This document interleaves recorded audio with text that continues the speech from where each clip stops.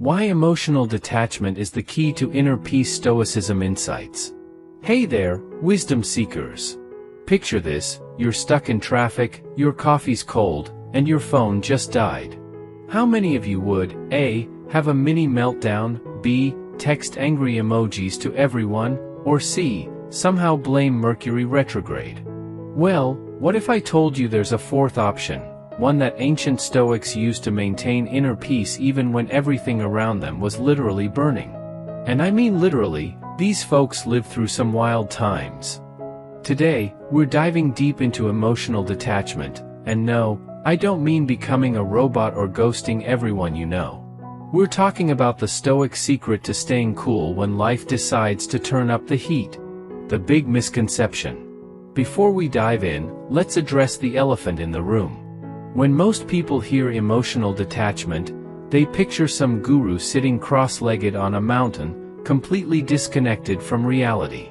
But here's the plot twist: true emotional detachment actually helps you engage with life more fully.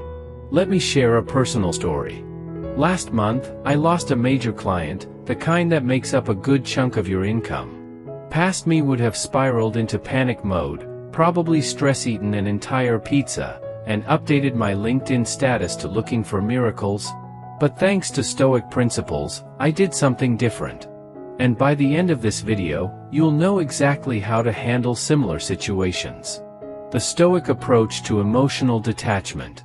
1. The control filter. First up, the famous dichotomy of control. The Stoics had this revolutionary idea that most of our stress comes from trying to control things we can't. Think of it like a Netflix queue. You can choose what to add to your list, but you can't control when your favorite show gets cancelled. Still not over Firefly, by the way. 2. The observer technique. Here's where it gets interesting. The Stoics practiced viewing their emotions like a scientist observing an experiment. Instead of saying "I am angry," try "notice anger arising." This tiny shift in language creates massive changes in how you experience emotions. 3. Premeditation of adversity. This is my favorite technique, and it's surprisingly fun. Imagine everything that could go wrong in your day, but do it with the enthusiasm of a Hollywood disaster movie director. The goal isn't to become paranoid, but to realize that you can handle whatever comes your way. Practical applications. Let's get real about how to apply this in everyday life. Morning practice. Take 5 minutes to list potential challenges. Remind yourself what's actually in your control. Visualize yourself responding with detachment. During stressful moments, pause and label the emotion. Ask, will this matter in 5 years? Apply the observer perspective. Evening review. Reflect on your responses. Celebrate wins. Yes, staying calm is a win. Plan improvements for tomorrow. The hidden benefits. Now, here's what nobody tells you about emotional detachment. 1. Better decisions. When you're not emotionally hijacked, you make clearer choices.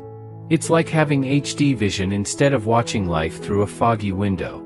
2. Deeper relationships. Plot twist: being emotionally detached actually helps you connect better with others. Why? Because you're responding, not reacting. 3. Increased resilience. Think of emotional detachment as your psychological shock absorbers. The bumps are still there, but they don't throw you off course. Real-life application. Remember that client I lost? Here's what the Stoic approach looked like in action. 1. Acknowledge the situation without judgment. 2. Focused on what I could control, updating my portfolio, reaching out to contacts. 3. Viewed it as an opportunity for growth. The result? Within 2 weeks, I had 2 new clients who were an even better fit. But here's the key: this happened because I stayed detached enough to take strategic action instead of panicking. Common pitfalls to avoid. 1. The robot trap. Don't confuse detachment with suppression. We're not trying to eliminate emotions, just change our relationship with them. 2. The spiritual bypass. Some people use detachment as an excuse to avoid dealing with real issues. That's not what we're doing here. 3. The overthinking loop. Yes, you can overthink detachment itself. Meta, right? The path forward. Here's your action plan for the next 30 days. 1. Morning preparation. Start each day with a 5-minute reflection on potential challenges. 2. Midday check-in. Practice the observer technique during lunch break. 3. Evening review. Document your wins and areas for improvement. If you're ready to master emotional detachment and find true inner peace, here's what I want you to do. 1. Hit that subscribe button for weekly Stoic wisdom. 2. Comment below with peace to join our 30-day emotional detachment challenge. 3. Share this video with someone who needs this message. Remember what Marcus Aurelius said, you have power over your mind, not outside events. Realize this, and you will find strength. Let's build that strength together.